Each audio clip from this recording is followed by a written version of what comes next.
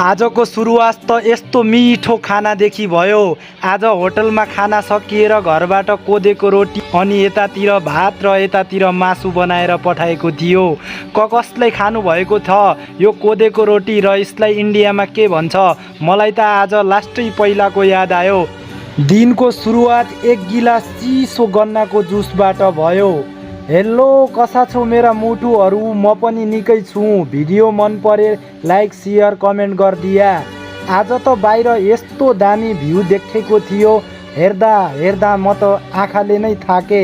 यति धेरै राम्रा राम्रा बिल्डिङहरू अनि यति ठुल्ठुला महलहरू देख्दा त कसको मन लोभिन्न र। तर के गर्नु, हामी त परदेशी नै परेको छ। बाटोमा हिँड्दा हिँड्दै आज त गाडीको पनि पुरै जाम थियो, किनकि साइडमा रोडको काम चल्दै थियो। हेर्नुहोस् त यति ठुला ठुला बिल्डिङहरू, कति राम्रो भ्यू छ आज त बाहिर पनि। बम्बईको भ्यू त यस्तै हो, पब्लिक धेरै तर बिल्डिङहरू पनि धेरै छन्। अनि मेरो होटलको बाहिरतिर पनि पुगेँ। उता क्यामेरा जुम गरेर हेर्दा त यस्तो राम्रो लाग्यो यो बिल्डिङ त, काश मेरो भइदिएको भए हुन्थ्यो। अनि के त कामभित्र छिर्नको लागि होटेलभित्र छिरे।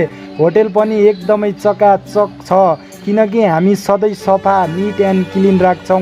किचनमा पनि यस्तै राख्छौँ र कतै पनि एउटा कालो दाग पनि राख्दैनौँ। किचन पनि एकदमै निट एन्ड क्लिन राखेका छौँ। अनि साथीहरू, जति तपाईँले होटल सफा राख्नुहुन्छ त्यति तपाईँलाई नै फाइदा हुन्छ र तपाईँको मालिकले नि मन पराउँछ।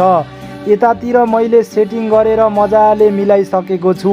सेटिङमा चाहिँ टक्क पारेर यता हड्डीको पानी बोइल गरेर राखेको छु र उता प्याज, हरियो सिमला, यतातिर सुप भाजी, यतातिर सबै कुराहरू राखेको छु। चाहिने जति अन्डा फोडेर, बिन्स गाजर काटेर, अदरक लसुन खुर्सानी धनियाँ काटेर, यतातिर चिल्ली सस, टमाटो सस, रातो कलर, कादा पत्ता।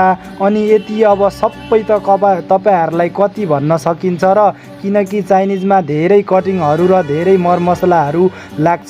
यतातिर न्युडल पनि उमालेर मजाले नास्ता पनि पठाएको थियो र फ्राई न्युडल हालेर यतातिर राइस पनि 2 जाली पकाएर मजाले राखिदिएँ। त्यसपछि मैले एकछिन कडाई घुमाएर सट्ट सेट गर्नलाई राखेँ।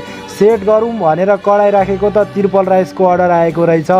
2 हाफ चिकन त्रिपल राइस टक्क फटाफट हानेर मैले चाहिँ पिकअपको लागि पठाइदिएँ। हामी चाहिँ त्रिपल राइस यसरी हान्छौँ, अनि तपाईँहरू कसरी हान्नुहुन्छ होला कमेन्ट गर्नुहोला।